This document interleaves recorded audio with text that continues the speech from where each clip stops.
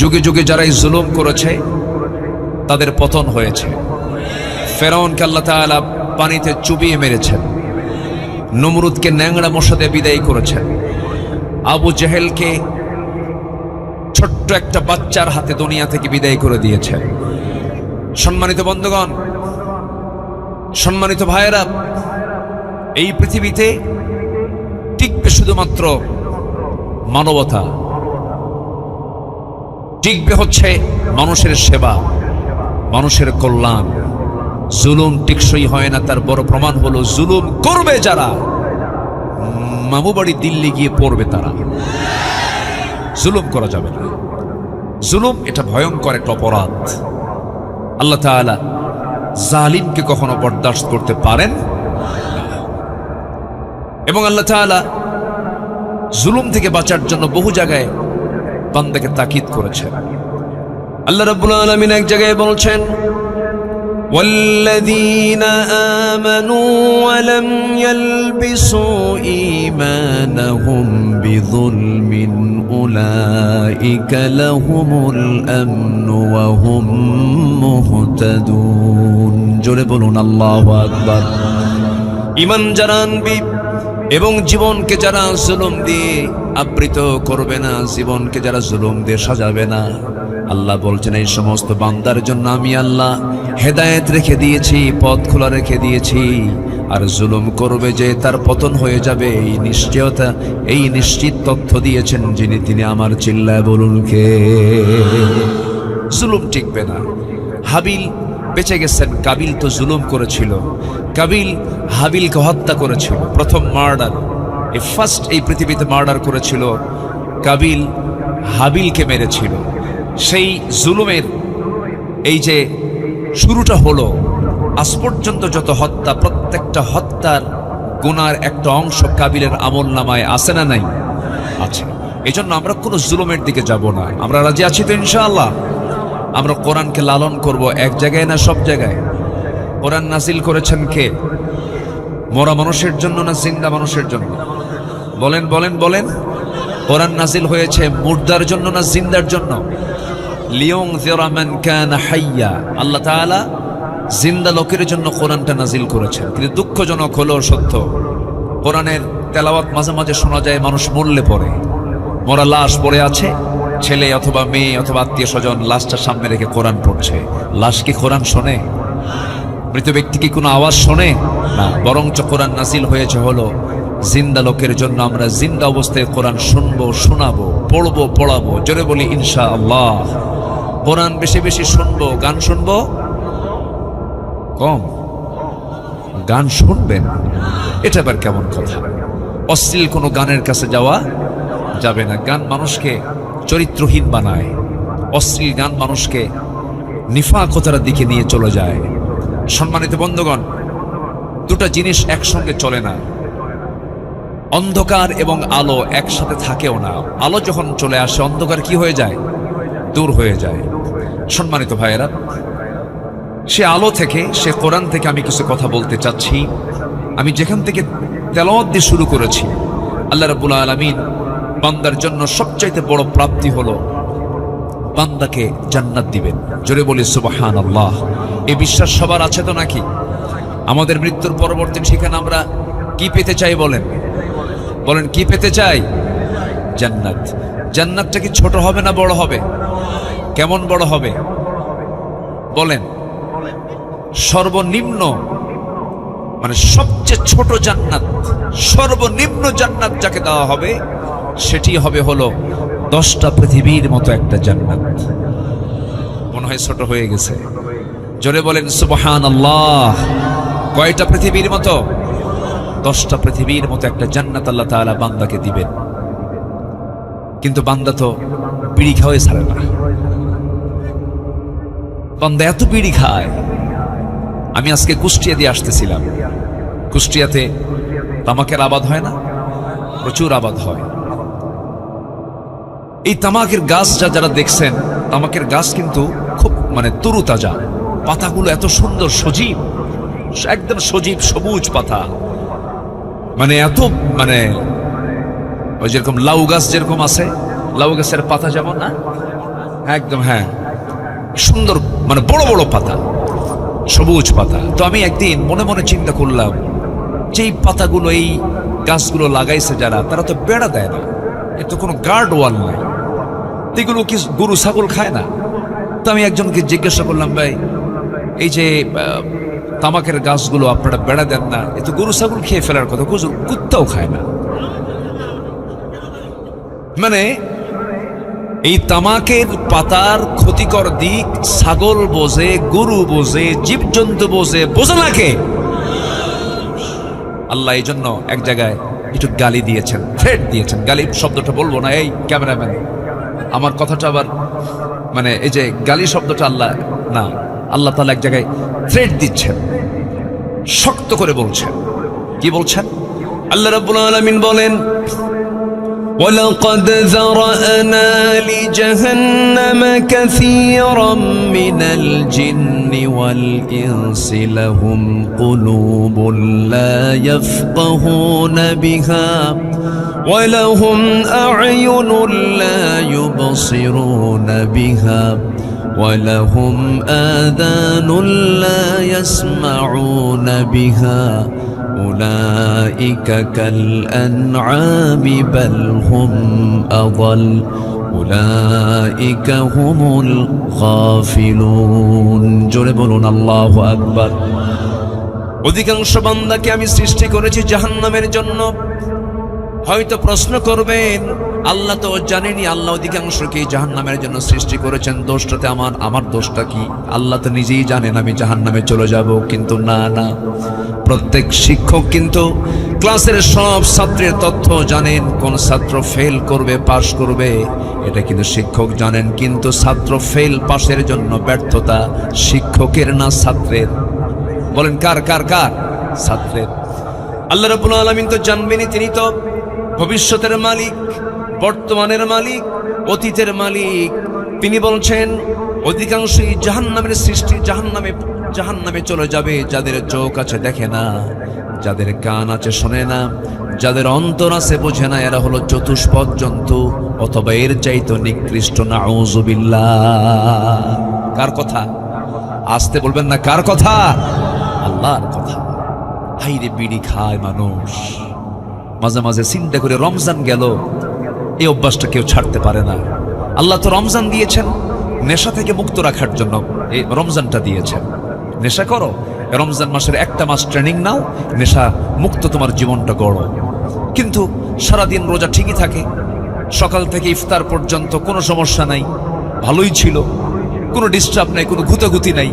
কিন্তু ইফতার করি, দোকানদারের সামনে গিয়ে বলে মাথা কাজ করছে না, তাও টান একটা দিয়েই মরি। এরকম আছে না নাই বলেন? সুখ টান, আমাকে উনি বলতেছেন সুখ টান। কি দরকার?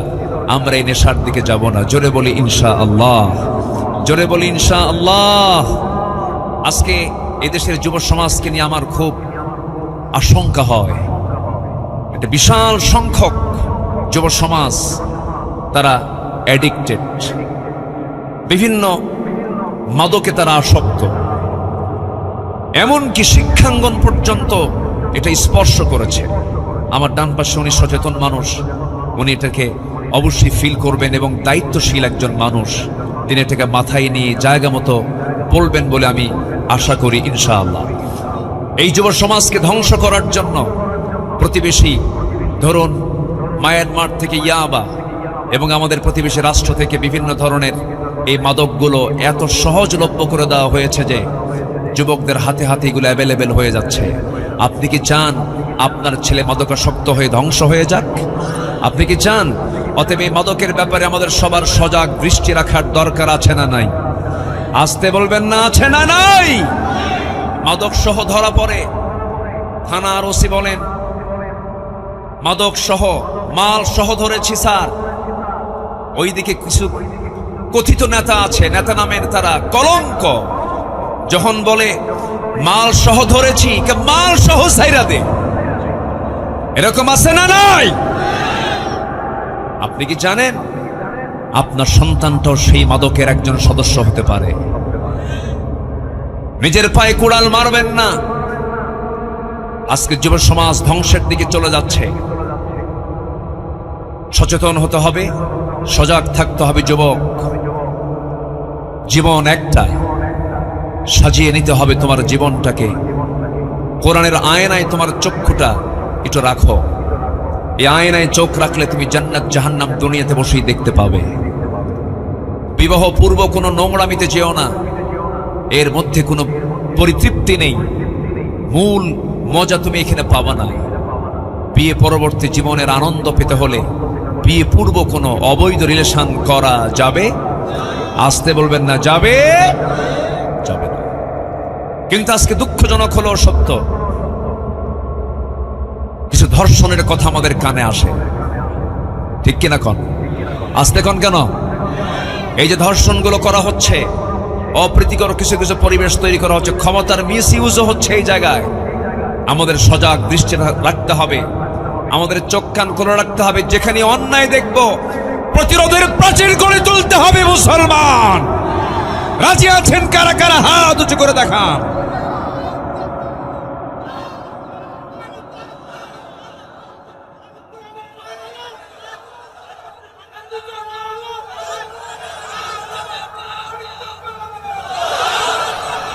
এই পাক ভারত মহাদেশ, এই সাবকন্টিনেন্ট শাসন করেছে এক সময় মুঘলরা। মুঘল বংশের যিনি মূল স্থপতি জহিরুদ্দিন মোহাম্মদ বাবর, তার ছেলে সম্রাট আকবর, হুমায়ুন, শাহজাহান, আওরঙ্গজেব, এরপরে বাদশাহ জাহাঙ্গীর, এই সমস্ত বাদশারা তারা বাদশাহী করেছে এই উপমহাদেশে। সেই কাবুলে তাদের বাড়ি ছিল। এর মধ্যে একজন বাদশার কথা মনে হলো, বাদশাহ জাহাঙ্গীর। সেই সময় তিনি এই উপমহাদেশের তিনি একজন বিশাল বড় একজন নেতা, তিনি রাজা, তিনি মোগল সম্রাট। তার দরবারে বসে আছেন এক হিন্দু মহিলা, বৃদ্ধা নারী। তার শরণাপন্ন হয়ে তার দরবারে গিয়ে বসে চোখের পানি ফেলে ফেলে কান্দে। বাদশাহ জাহাঙ্গীর বললেন, আপনি কান্দেন কেন? সমস্যা কি? উনি বললেন, জাহাপনা, আপনার রাজত্বের আমি একজন নাগরিক, আমার কি স্বাধীনতা নেই? কেন, কি হয়েছে মা বলুন? বলতেছে যে প্রত্যেক রাত্রিতে আমি আমার ছেলেকে বিয়ে করাইছি, নতুন বৌমা আমার ঘরে, মেয়েটা দেখতে সুন্দর, সুন্দরী বৌমা আমার। প্রায় একটা ছেলে আমার বৌমার ঘরে আসে, জোরপূর্বক ধর্ষণ করে চলে যায়, কিচ্ছু বলার সাহস পাই না। এটার একটা বিচার আপনার কাছে আমি চেয়ে গেলাম, আপনি এটার একটা সমাধান করবেন। বাদশাহ জাহাঙ্গীর মাথা নিচু করলেন আর মনে মনে ভাবলেন, আমার রাজত্বে এমন দুঃসাহস এটা আমার নিজের সন্তান ছাড়া কেউ করতে পারে না। উনি বিশাল টেনশনে পড়লেন, বিচার তো করতেই হবে। আল্লাহওয়ালা তো, বাদশাহ জাহাঙ্গীর আল্লাহওয়ালা ছিলেন। বললেন, বুড়িমা আপনি চলে যান, এটার ব্যাপারে আমি দেখছি। শুধু বলে যান যে কোন সময়টা আসে, টাইমিংটা কখন আমাকে বলবেন। বলে গেল। সেই টাইমে বাদশাহ জাহাঙ্গীর নিজেই তরবারি হাতে নিয়ে হাজির বাড়ির সামনে। সন্ধ্যা, সূর্য হেলে গেছে, অন্ধকার ছেয়ে গেছে। বাদশাহ জাহাঙ্গীর বুড়িমাকে শুধু ইঙ্গিত করলেন, আমি ঘরের মধ্যে যখন ঢুকবো তখন ঘরের লাইটটা আপনি বন্ধ করে দিবেন। ঘরের লাইটটা বন্ধ করে দেওয়া হলো।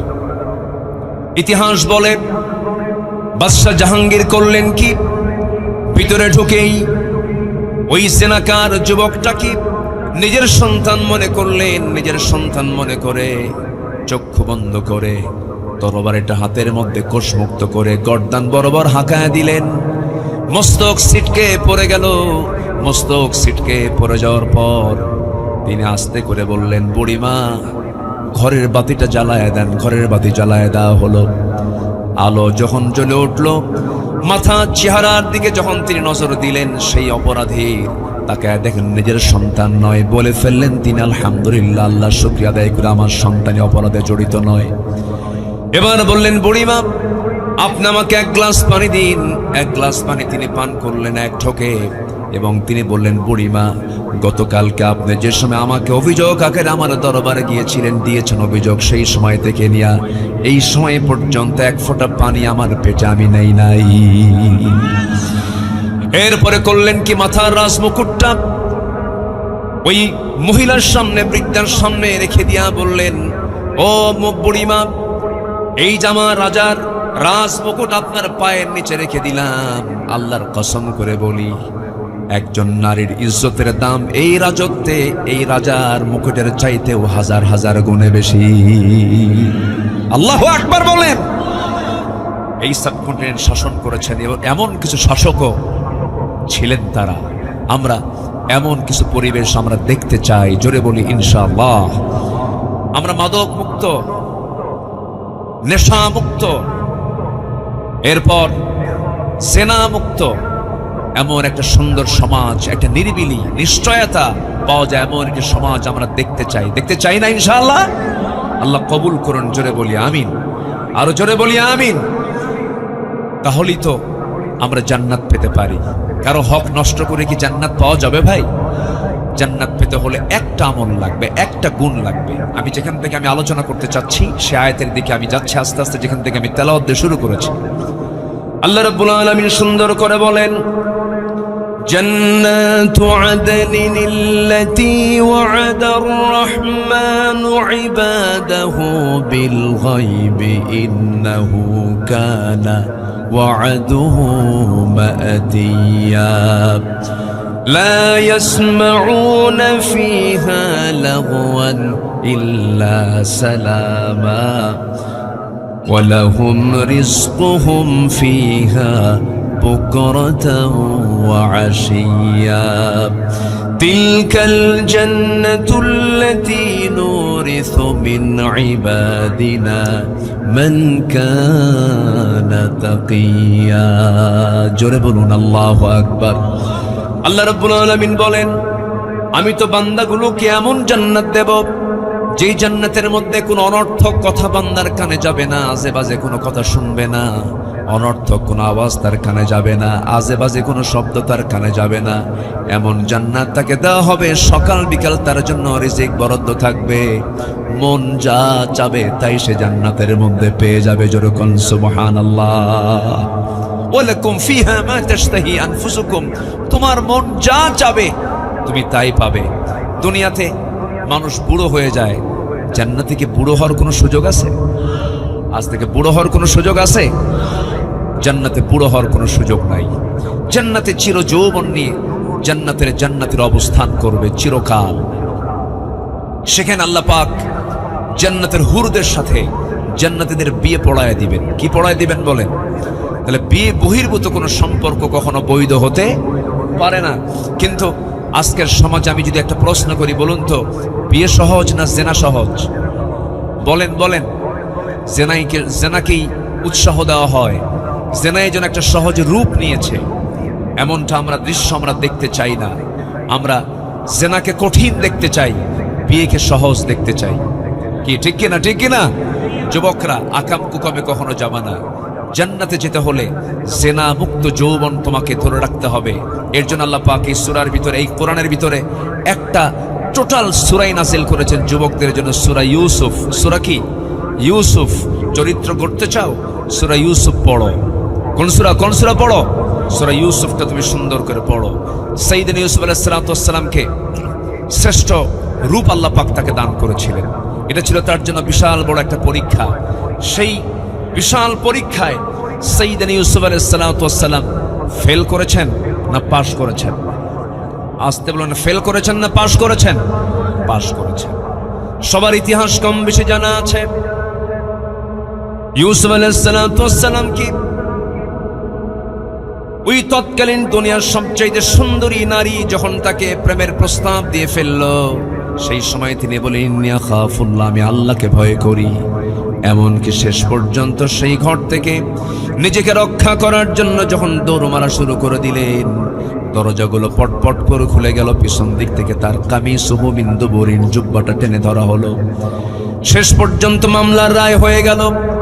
ইউসুফ আলাইহিস সালাতু ওয়াস সালামকে জেলখানায় ঢুকানো হলো। তিনি হাসতে হাসতে জেলখানার দিকে চলে গেলেন।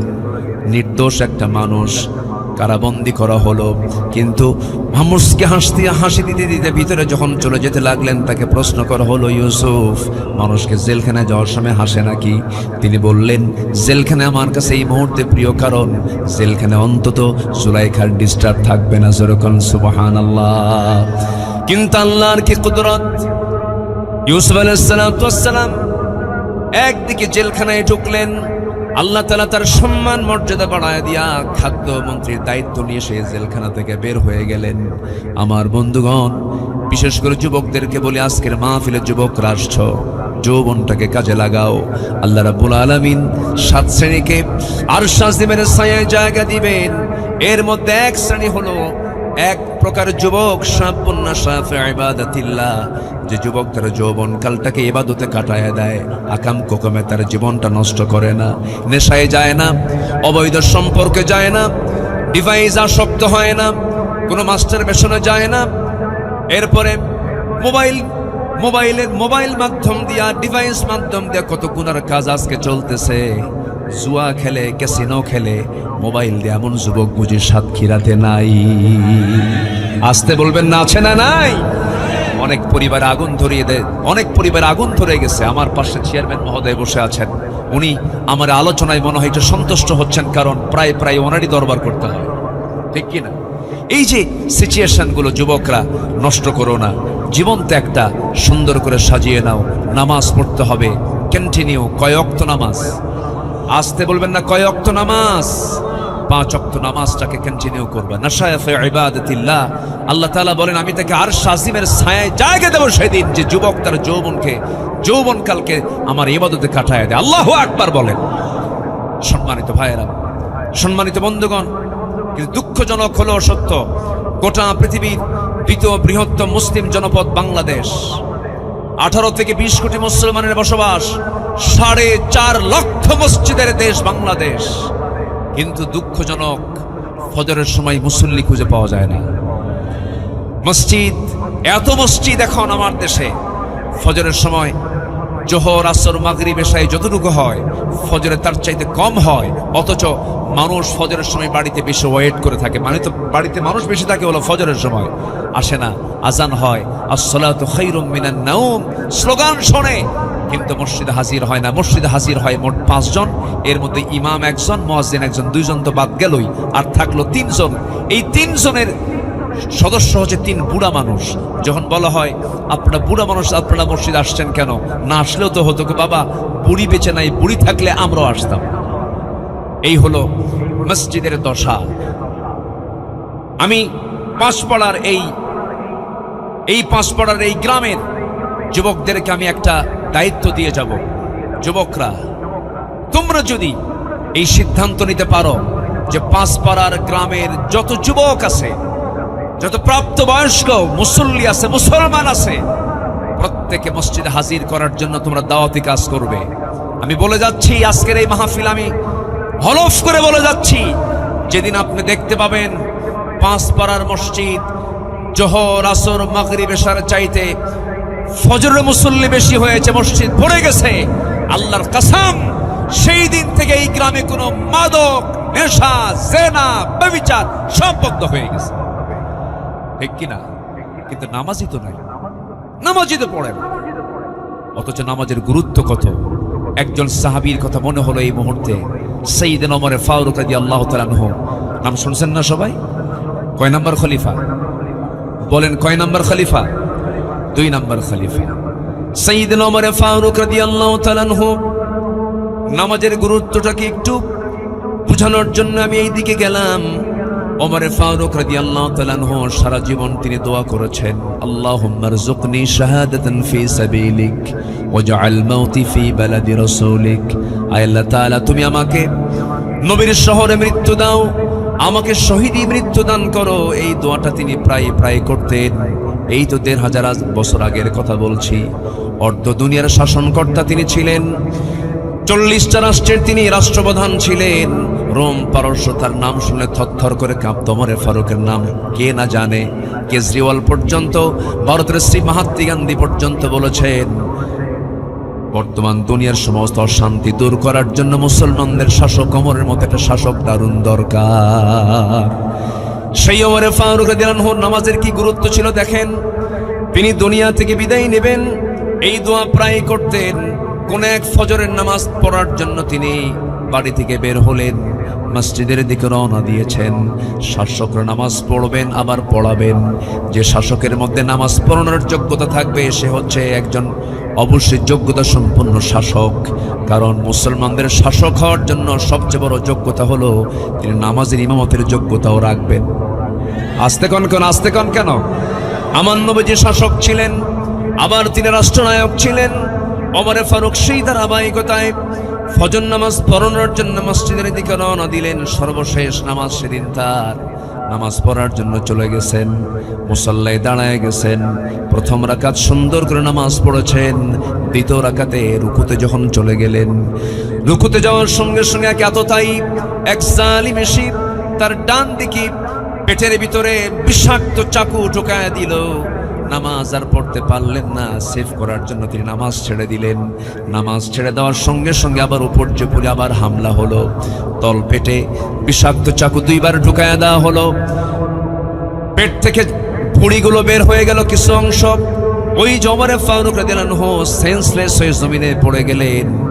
মাথা উঁচু করে আর দাঁড়াতে পারলেন না, সেন্সলেস হয়ে পড়ে আছেন। কয়েক ঘন্টা চলে গেল।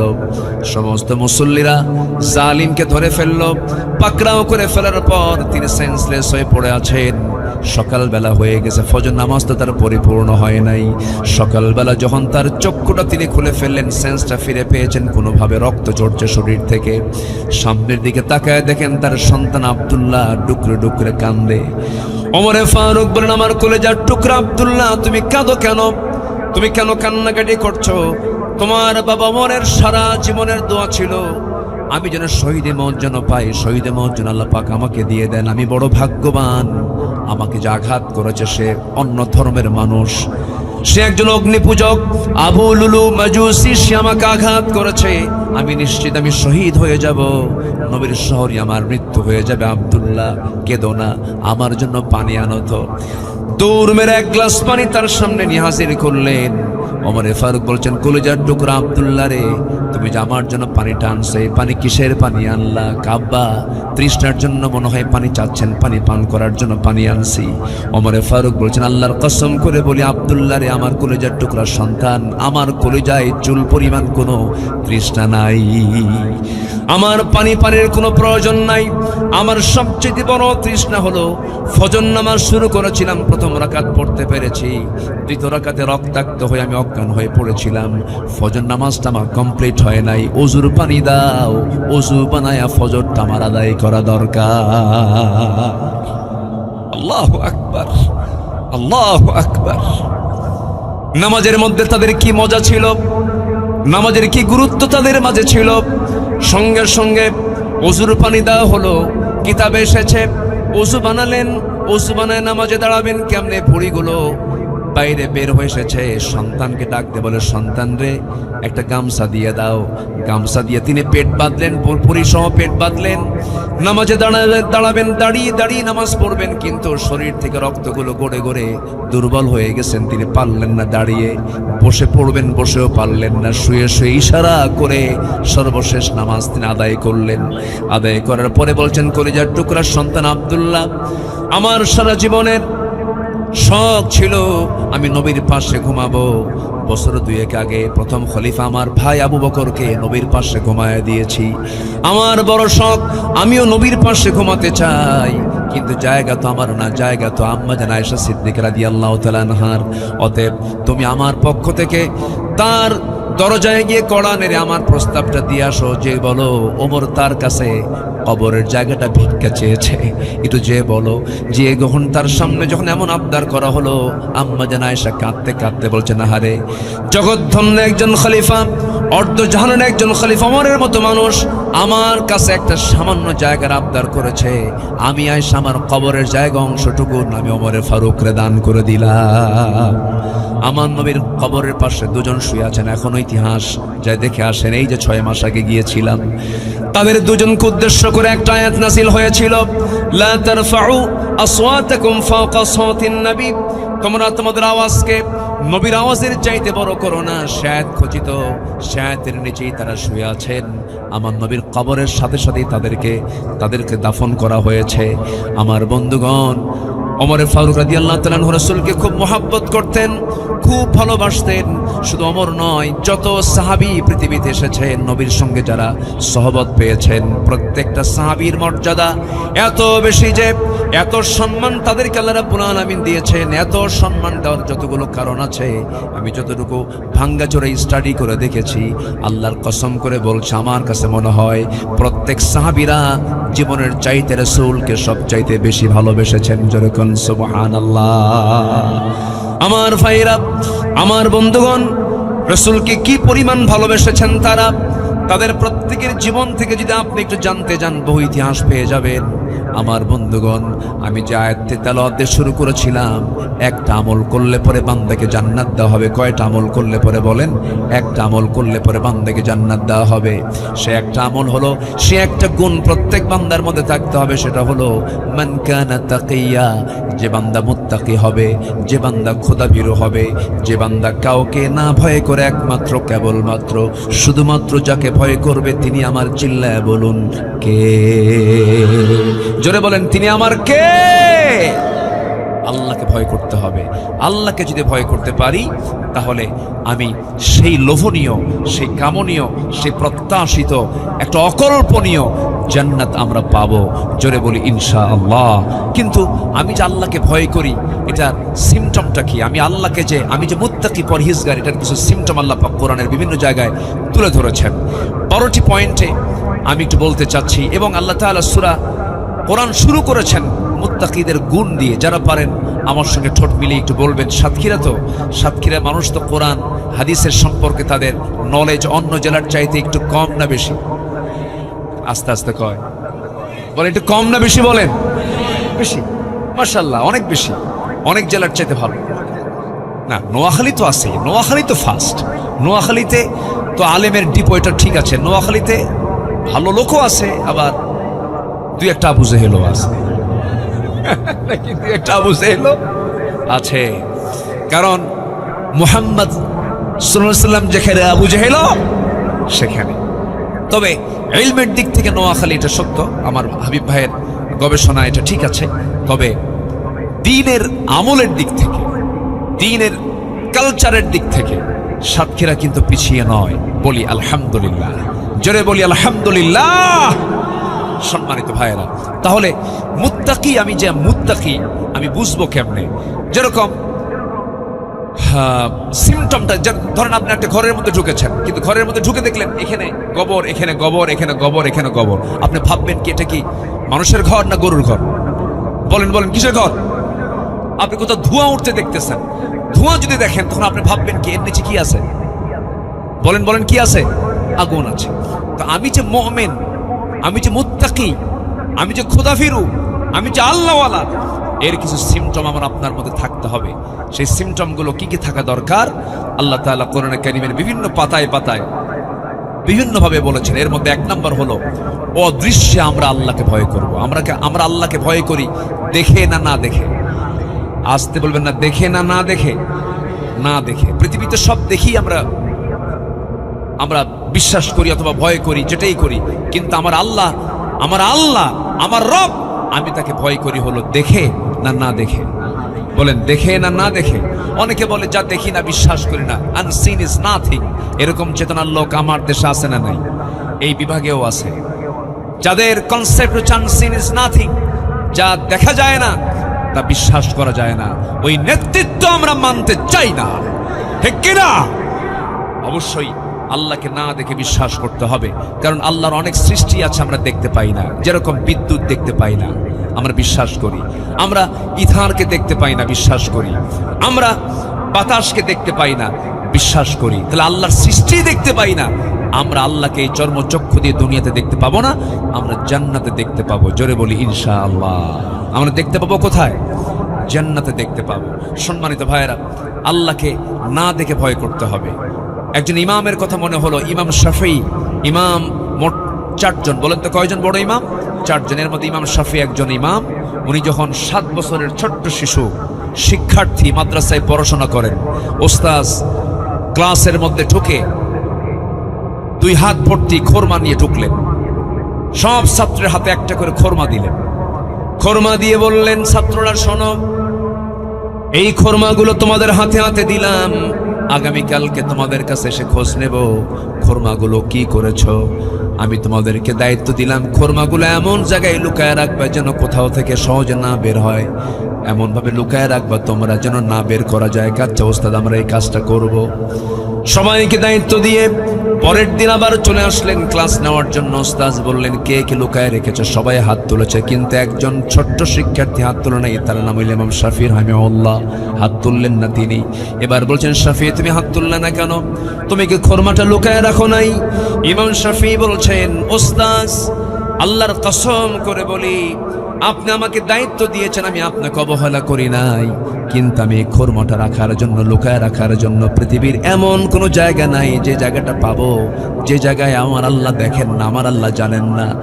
আমার আল্লাহর কাছে কোনো গোপন নাই, প্রকাশনের সব জায়গায় তিনি দেখেন। অতএব যে আল্লাহর কাছে কোনো কিছু গোপন করে রাখার কোনো সুযোগ নাই, সেই জমিন আমি কোথাও খোরমা রাখার জায়গা পাই নাই।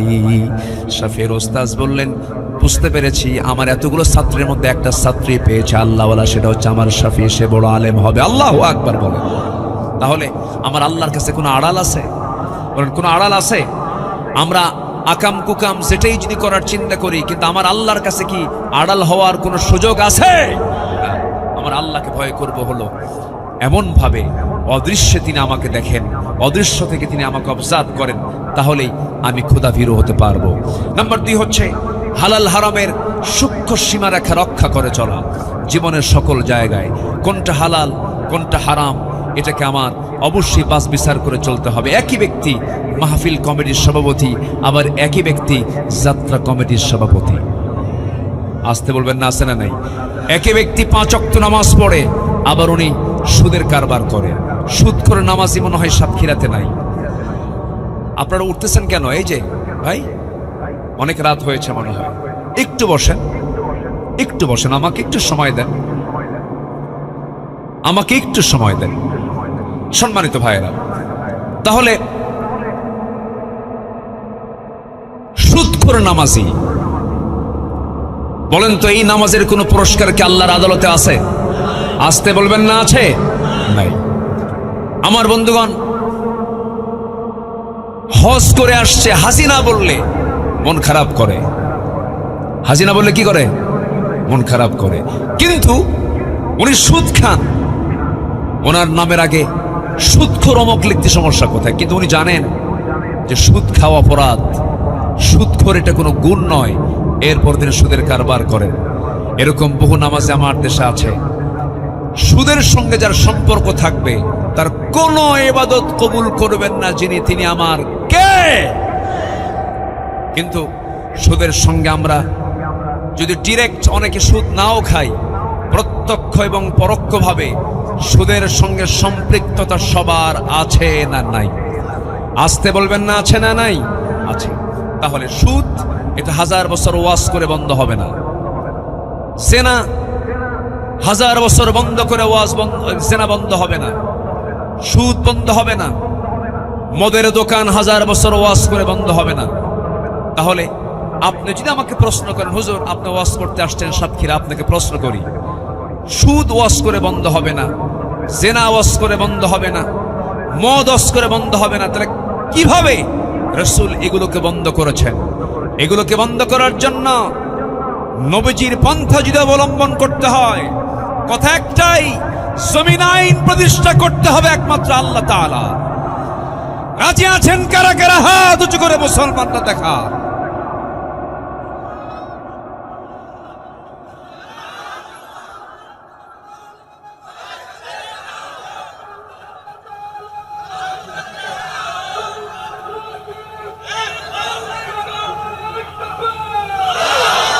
আল্লাহ কবুল করুন, জোরে বলি আমিন।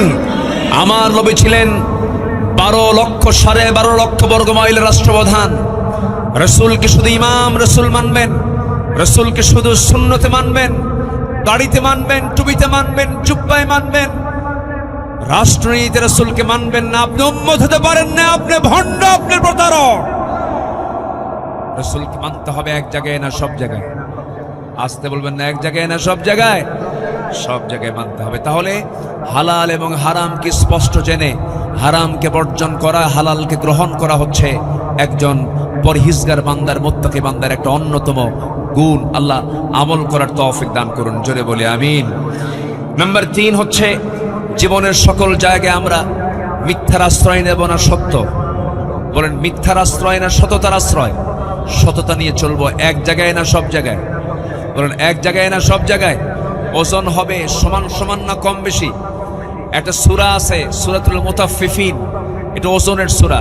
আল্লাহ পাক বলছেন ধ্বংস হোক তার যারা নেওয়ার সময় বেশি নেয়, দেওয়ার সময় কম দেয়।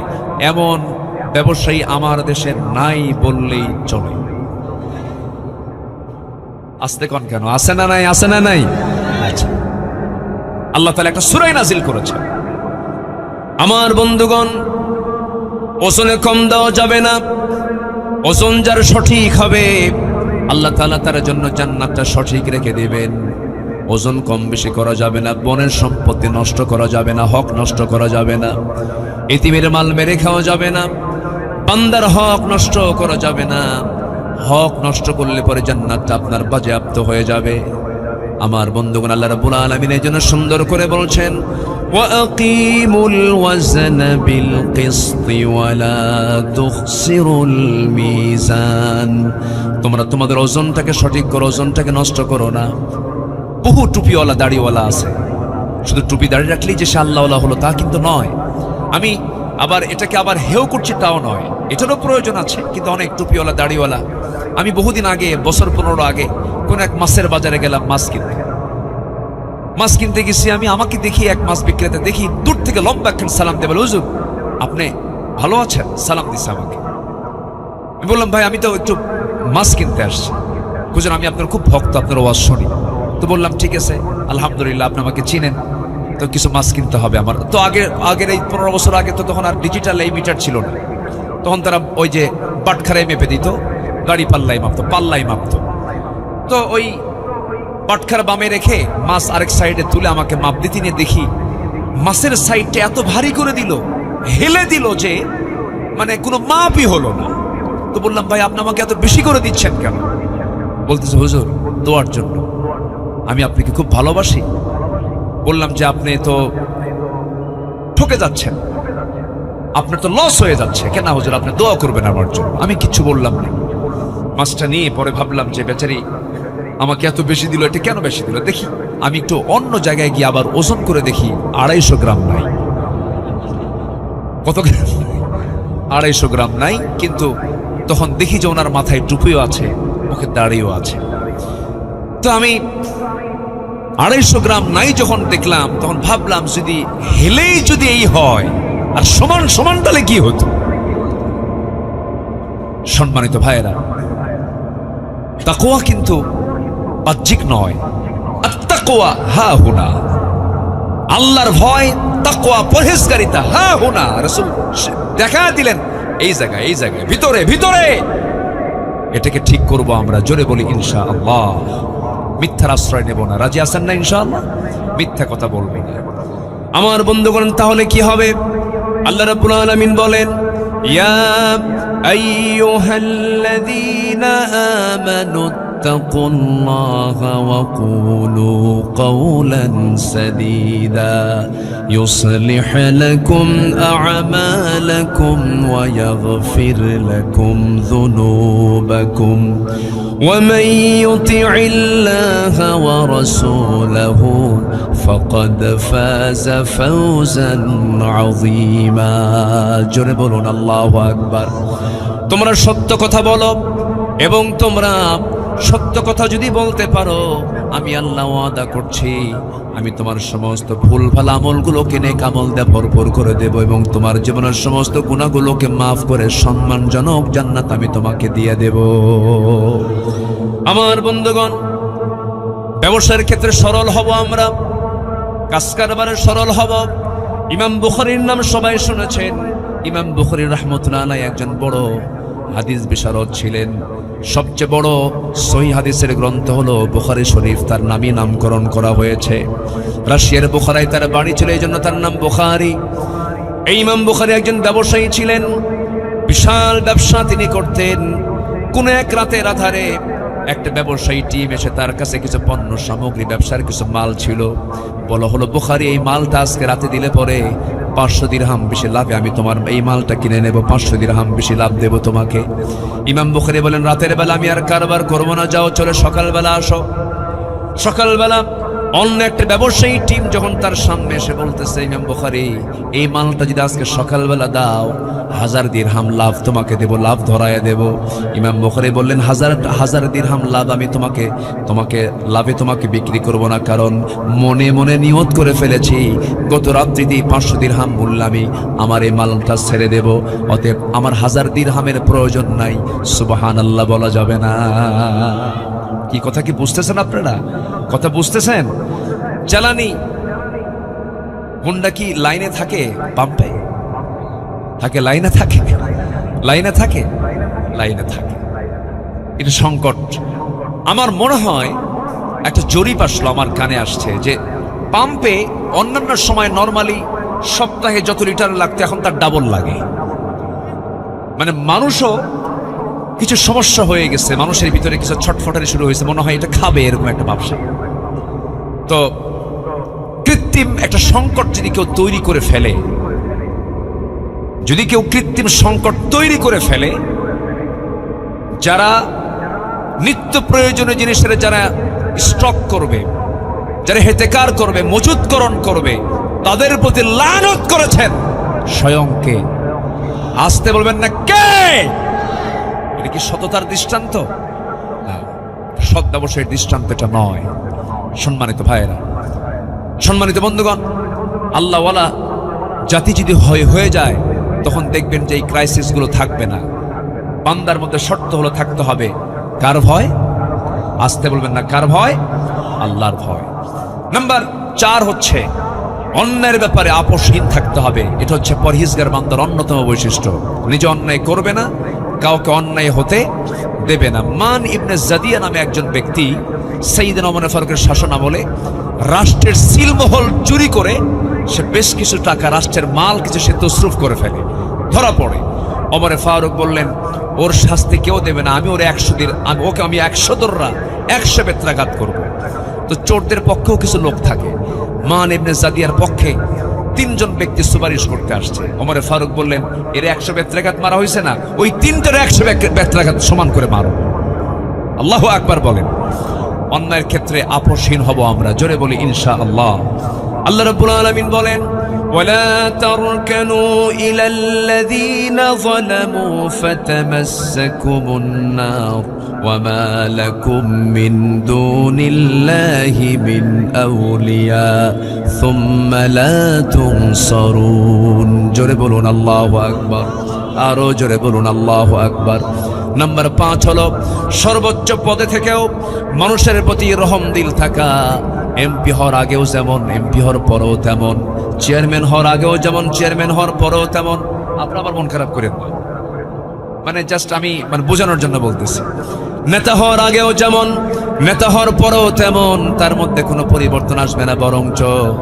বরঞ্চ আল্লাহওয়ালা যদি হয়, ক্ষমতা পাওয়ার আগে যতটুকু ভালো ছিল, ক্ষমতাও পাওয়ার পর তার অবস্থা আরো খারাপ হয়ে যাওয়ার কথা। যেমন খারাপ হয়ে গিয়েছিল ওমর ফারুক রাদিয়াল্লাহু আনহুর ভিতরে।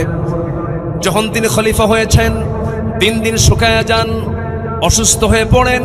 তাকে বলা হলো, সাইয়েদনা ওমর, আপনি দিন শুকায়া যাচ্ছেন কেন? তিনি চোখের পানি মুছতে বলছেন, কাঁদতে বলছেন, আহারে, তোমরা যে আমাকে দায়িত্বটা দিয়েছো, এই দায়িত্বই আমাকে স্বাস্থ্যহীন বানায় দিয়েছে। রাতে বেলা ঘুমাতে পারি না। রাতের আধারে তিনি বের হতেন প্রত্যেক রাতে জনগণকে দেখার জন্য। কোন এক রাতের আধারে তিনি এক প্রত্যন্ত অঞ্চলে চলে গেলেন। এক বৃদ্ধা নারীকে একটা কুটির ঘরে দেখতে পেলেন। তার সামনে গিয়ে দাঁড়িয়ে বলছেন, মা কেমন আছেন? ভালো নাই কেন? ওমরে ফারুক শাসন করতে হয়েছে, দেখতে আসে না। খলিফা তেমন ভালো না, আমি তার প্রতি নাখোশ হয়েছি। ওমরে ফারুক বললেন, নিজের পরিচয় গোপন করে বলছেন, বুড়িমা, এত দূরে কি ওমরে ফারুক আসতে পারে নাকি? অনেক দূরের পথ এটা। এবার বুড়িমা শক্ত গলায় বলতেছে, এত দূর যদি মনে হয়, খলিফা হওয়ার দরকার কি ছিল? খলিফা হওয়ার দরকার কি? খলিফা হওয়ার দরকার ছিল? উনি কেঁদে ফেললেন। উনি তো অ্যারেস্ট হয়ে গেলেন মহিলার কাছে। এবার বলছেন, মা, তাহলে আমি আপনার কাছে ক্ষমা চাচ্ছি। তার পক্ষ থেকে নিজের পরিচয় দিলেন না। নিজের পরিচয় গোপন করছেন। এবার তিনি বলছেন ওমরে ফারুককে মাফ করার জন্য আপনি কি চান? আপনি যদি টাকা পয়সা চান আপনাকে টাকা পয়সা দেওয়া হবে। এক পর্যায়ে বুড়িমা বলতেছে, বুড়িমার কাছে বলতেছেন ওমরে ফারুক, আমি আপনাকে 25 দিরহাম দেব, 25 দিনার দেব, আপনি কি খুশি নাকি আমি খুশি? ইতিমধ্যে তারা সফর সঙ্গে ছিলেন সাইয়েদনা আলীকে ডাক দিচ্ছেন, আলী এইদিকে আসো। তিনি বলছেন আমিরুল মুমিনিন ওমরে ফারুক আমি আসতেছি। এই কথা হঠাৎ করে মহিলার কানে চলে গেছে। ওমরে ফারুক, এই লোকটা আমি কার সঙ্গে কথা বলি? থরথর করে কাঁপে। আর মহিলা বলে, হুজুর আমিরুল মুমিনিন আমার ভুল হয়ে গেছে, আপনি আমাকে মাফ করে দেন। ওমরে ফারুক বলছেন, বুড়িমা আপনি আমাকে চিনতে পেরেছেন ভালো কথা, কিন্তু মাফ আপনি চান কেন? মাফ আমি আপনার কাছে চাই, আপনি আমাকে মাফ করে দেন। আমি আপনাকে 25 দিরহাম দিয়ে দিলাম, আপনি আমাকে লিখে দেন। ইতিহাস লেখে নিজের জামা ছিঁড়ে ফেললেন, সেই জামার কাপড়ে লিখে নিলেন 25 দিরহামের বিনিময়ে সমস্ত অভিযোগ আমি সব উজ্জ্ব করে নিলাম। সেই চিঠিখানা নিয়ে বাড়িতে এসে বললেন সন্তানদেরকে, শোনো, যেদিন ওমর দুনিয়া থেকে বিদায় নিয়ে নেবে, যেদিন ওমর কবরের বাসিন্দা হয়ে যাবে, সেই দিন আমার কাপড়ের সাথে এই চিঠিটা তোমরা দিয়ে দিবা। এই চিঠিখানা নিয়ে আমি আল্লাহর আদালতের সামনে দাঁড়িয়ে বলবো, আল্লাহ এই যে চিঠিখানা দেখো, তোমার বান্দাদের প্রতি কোনো জুলুম করে নেই, বরং আমার পক্ষে এই চিঠিখানা তারা লিখে আমাকে দিয়েছে। আল্লাহ যেন সেই কঠিন মুসিবতের দিন, বিচারের দিন যেন আল্লাহ পাক আমাকে মাফ করে দেন। যেরকম সুবহানাল্লাহ।